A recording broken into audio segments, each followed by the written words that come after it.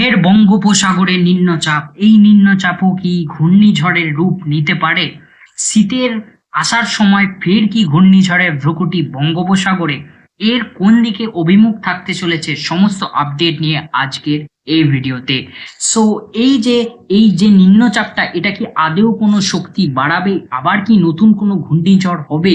বা এর অভিমুখ কি আমাদের পশ্চিম বাংলার দিকে থাকবে, নাকি বাংলাদেশ, নাকি অন্য কোথাও, নাকি দক্ষিণ ভারতের দিকে, না উড়িষ্যা, না অন্ধ্র, কোথায় থাকবে? সমস্ত কিছু আপডেট কিন্তু এই ভিডিওর মাধ্যমে।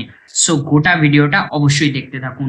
So friends, welcome to daily weather update. Daily weather update চ্যানেলে আপনাদের সকলকে স্বাগত। এই মুহূর্তে নিয়ে চলে এসেছি এখনকার লেটেস্ট আপডেট নিয়ে। সো বেশি দেরি না করে ভিডিওটা শুরু করা যাক। সো প্রথমেই আছে আমি কিন্তু এখানে উইন্ড গাস্ট মোডে, এবং এই জায়গায় আমরা কিন্তু দেখে নেব যে নিম্নচাপ বা ঘূর্ণাবর্ত যেটা এখন তৈরি হচ্ছে সেটা পরবর্তীতে কেমন কি শক্তি বাড়াবে। আমি অলরেডি উইন্ডকাস্ট মোডে আছি। সো এখানে দেখতে পাচ্ছি যে অনেকটা দক্ষিণ বঙ্গোপসাগরের কাছে একটা ছোট্ট ঘূর্ণাবর্ত দেখতে পাচ্ছি। আজকে এখন হলো 23 তারিখ দুপুরের দিকের সময়, এবং এখানে দেখতে পাচ্ছি একটা কিন্তু ঘূর্ণাবর্ত আমরা এখানে দেখতে পাচ্ছি। আমি একটু যদি ট্র্যাকটা আগে করি, 28 তারিখ অবধি আমাদের কাছে কিন্তু এই মুহূর্তে আপডেট আছে, 28শে নভেম্বর অবধি। সো এখানে কিন্তু দেখতে পাচ্ছি যেটা এইখানে দেখতে পাচ্ছেন একটা কিন্তু লো প্রেশার জোন বা লো প্রেশার যে এরিয়া, এটা কিন্তু ক্রিয়েট হচ্ছে। এখানে একটা যে নিম্নচাপ তৈরি হচ্ছে। আমি যত ট্র্যাকটা এগোচ্ছি 25 তারিখ নাগাদ এই নিম্নচাপটা কিন্তু যেটা দেখা যাচ্ছে ধীরে ধীরে এটা অনেকটা যে বলা চলে শক্তি বাড়াতে আমরা কিন্তু দেখতে পাচ্ছি এই নিম্নচাপটা, অর্থাৎ একটা গভীর নিম্নচাপ হওয়ার সম্ভাবনা কিন্তু আমরা দেখতে পাচ্ছি। এবং এটা শ্রীলঙ্কার কাছ দিয়ে কিন্তু বেরোচ্ছে, এবং এটা যা মুভমেন্ট দেখে মনে হচ্ছে এটা কিন্তু দক্ষিণ ভারত অর্থাৎ যে চেন্নাই তামিলনাড়ুর দিকে যাওয়ার সম্ভাবনা কিন্তু আমরা দেখতে পাচ্ছি। সো এখানে আমি একটু ট্র্যাকটা আবারও এগোচ্ছি। এখানে দেখতে পাচ্ছেন অলরেডি যেটা বলছিলাম এই বরাবর কিন্তু এগোচ্ছে, অর্থাৎ যে বলা চলে সংলগ্ন যে বলা চলে যে শ্রীলঙ্কা এবং যে দক্ষিণ ভারত তামিলনাড়ু কর্ণাটকের কাছাকাছি চেন্নাই এই সব জায়গা দিয়ে কিন্তু এটা, এবং যা দেখে মনে হচ্ছে এটা কিন্তু গভীর নিম্নচাপের রূপ অবশ্যই নেবে, যা দেখে এখন অব্দি আপডেট মনে হচ্ছে। এবং এটা কি ঘূর্ণিঝড় হবে নাকি সেটা এখনো বোঝা যাচ্ছে না 28 তারিখের মধ্যে।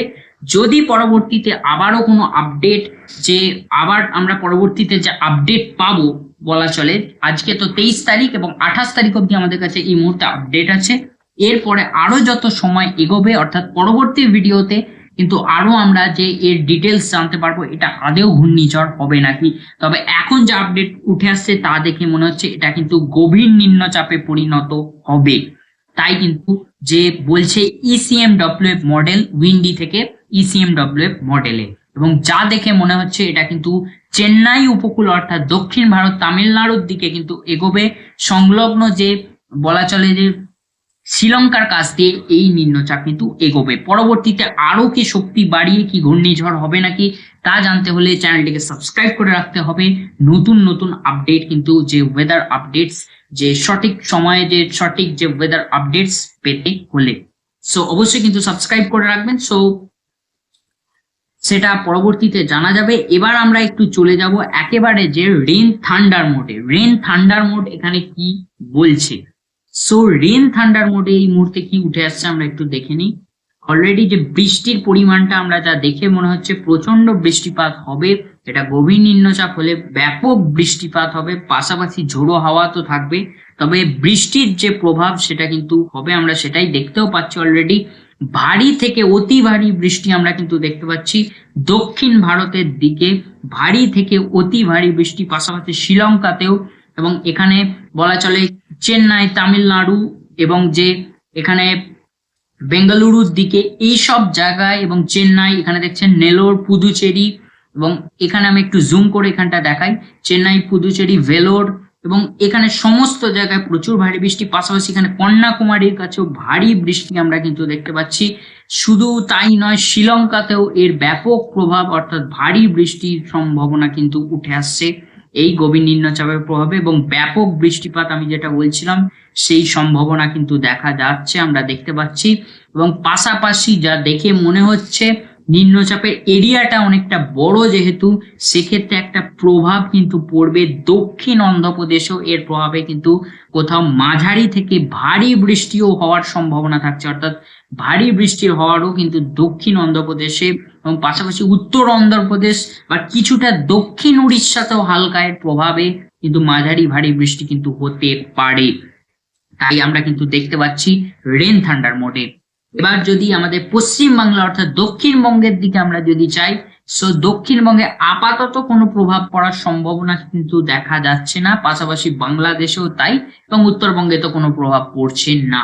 আপাতত সেরকম কোনো প্রভাব পড়ছে না, যেহেতু নিম্নচাপটা অনেকটা দূরে। সো পরবর্তীতে যদি কোনো আপডেট চেঞ্জ হয়, অবশ্যই কিন্তু যে নতুন আপডেট আপনারা পাবেন, যদি আপডেট চেঞ্জ হয় আমি অবশ্যই কিন্তু ভিডিওর মাধ্যমে আপনাদের কিন্তু জানিয়ে দেবো।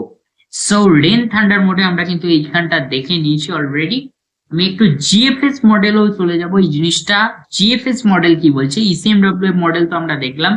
সো জিএফএস ও সেই একই কথা কিন্তু সেই জায়গা থেকে তৈরি হয়ে, এবং জিএফএস ও যেটা বলছে এটা কিন্তু দক্ষিণ ভারত, যেটা বললাম যে পুদুচেরি চেন্নাইয়ের কাছাকাছি দিয়ে এটা ক্রস করতে পারে এখনের যে আপডেট সেই অনুযায়ী, যেটা আপডেট উঠে আসছে।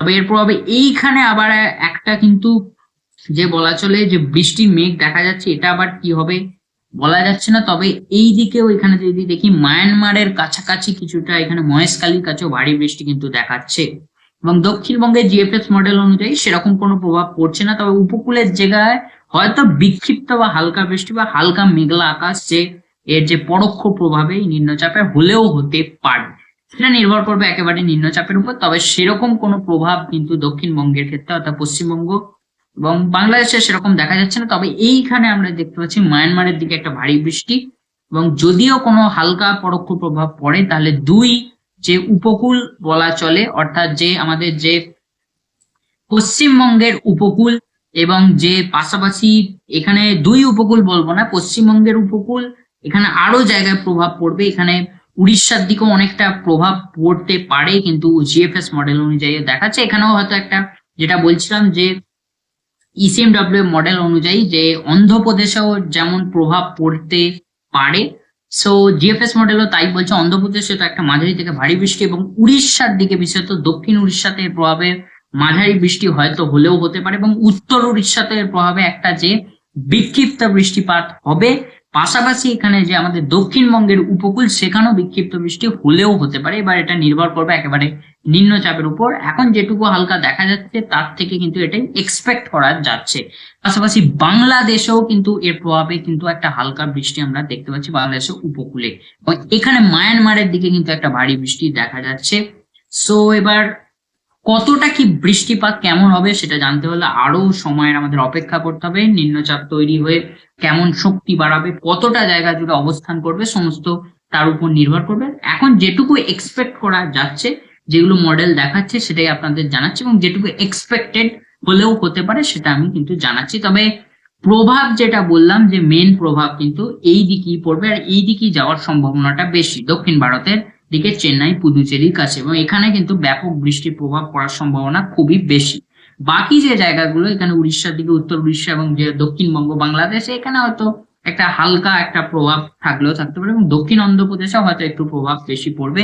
এখানে আবার মায়ানমারের দিকে ভারী বৃষ্টি একটা দেখাচ্ছে, এটা হবে নাকি সেটা এখন পরবর্তীতে আরো জানা যাবে। তবে একটা কিন্তু সম্ভাবনা, ভালো রকম সম্ভাবনা এখানে আবার মায়ানমারের দিকে এখানে দেখাচ্ছে একটা ভারী বৃষ্টি, হয়তো মেঘ ঢুকবে, সেক্ষেত্রে যে ভারী বৃষ্টি হতে পারে, হয়তো হতেও পারে সেক্ষেত্রে, এবং সেটা এখন সময়ের উপর পুরোপুরি নির্ভর থাকবে। সো নিম্নচাপের যে ব্যাপারটা সেটা আমি দেখিয়ে দিলাম। এবার আসি কিন্তু যে টেম্পারেচার মোড কি বলছে, টেম্পারেচার মোডে কি দেখাচ্ছে। এই মুহূর্তে ঠান্ডার আপডেটটা আমরা দেখিনি। অলরেডি দক্ষিণবঙ্গে উত্তরে হওয়ার প্রভাবে ঠান্ডা অনেকটা বেড়েছে, এবং দেখতে পাচ্ছি, আমি একটু আজকের আপডেটে চলে আসি। আজকের রাতের দিকে কেমন তাপমাত্রা দেখে নিই। সো আজকে রাতের দিকে প্রায় যেটা দেখা যাচ্ছে, এখানে মিটারটা কাজ করছে না। সো আমি একটু, সো এখানে মিটারটা একটু কাজ করছে না হালকা এখানে। সো মিটার চলে এসছে। সো দেখতে পাচ্ছেন 20-21 ডিগ্রির কাছাকাছি কিন্তু তাপমাত্রা অনেকটা কমে যাচ্ছে। এখানে পশ্চিমের জেলায় কিন্তু এই তাপমাত্রা আরো কমে যাচ্ছে। 18 ডিগ্রি পুরুলিয়ার দিকে, দুর্গাপুর এবং বাঁকুড়া এইসব জায়গায় 19-20 ডিগ্রির কাছাকাছিও কিন্তু নেমে যাচ্ছে। অর্থাৎ তাপমাত্রা কিন্তু হু করে কমছে। কলকাতা আশপাশের জেলা 20-21-এর কাছাকাছি।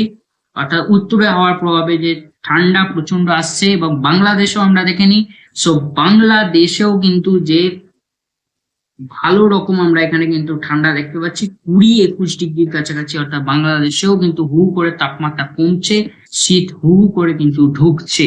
পাশাপাশি এখানে উত্তরবঙ্গেও দেখতে পাচ্ছি 19-20 ডিগ্রি, কিন্তু উত্তরবঙ্গের নিচের দিকের জেলায় এবং উপরের দিকের জেলাগুলোর ক্ষেত্রে আমরা দেখে নিই, সেখানেও 19-20। এবং দার্জিলিং এ তো আরো কমে যাবে, 8 ডিগ্রি 9 ডিগ্রির কাছাকাছি চলে যাচ্ছে। এবং গ্যাংটকে 4 ডিগ্রি 3 ডিগ্রির কাছাকাছি কিন্তু চলে যাচ্ছে।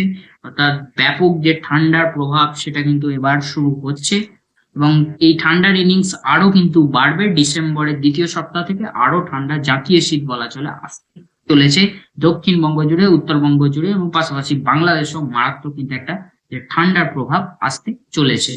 এবার আমরা চলে যাই আমাদের শেষ মোড, স্যাটেলাইট মোডে। সো স্যাটেলাইট মোড কি বলছে? এই মুহূর্তে পরিষ্কার আকাশ আমরা দেখতে পাচ্ছি। পশ্চিমবঙ্গ, এখানে দক্ষিণবঙ্গ এবং উত্তরবঙ্গের দিকে হালকা মেঘলা, দক্ষিণবঙ্গের দিকে হালকা একটা মেঘ রয়েছে এবং বাংলাদেশেও পুরো পরিষ্কারই, কিন্তু হালকা একটা মেঘ রয়েছে। এবং এই জায়গায় যে নিম্নচাপ তৈরির যে প্রসেস সেটা অলরেডি কিন্তু শুরু হয়ে গেছে। সো ফ্রেন্ডস, এই ছিল আপডেট, যেটুকু আপডেট ছিল আপনাদের জানানো। আশা করছি ভিডিওটা পছন্দ হয়ে থাকবে। পছন্দ হলে লাইক করতে ভুলবেন না। দেখা হচ্ছে পরবর্তী ভিডিওতে। এখন মতো আসি, বাই বাই।